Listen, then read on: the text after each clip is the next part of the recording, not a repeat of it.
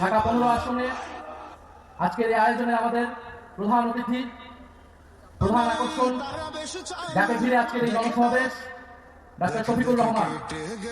উনি বাংলাদেশ জামাত ইসলামের সংগ্রামী আমির। তবে এটুকু পরিচয় ওনার জন্য বর্তমান বাংলাদেশে যথেষ্ট নয়।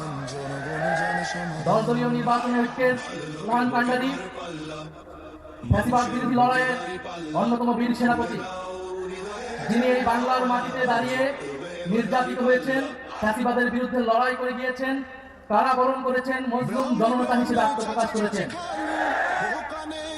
আমাদের সবার সৌভাগ্য ঢাকা 15 আসন থেকে উনি নির্বাচনে দাঁড়াচ্ছেন এবং আজকে আনুষ্ঠানিকভাবে নির্বাচনের প্রচারণা শুরু হলো। সারা বাংলাদেশে দলীয় নির্বাচনী ঐক্য জোটের যারা প্রার্থী রয়েছে তাদের পক্ষে যে গণজোয়ার নেমে এসেছে 12ই ফেব্রুয়ারি, সেটার ফল বাংলাদেশের জনগণ দেখতে পারবে ইনশাআল্লাহ।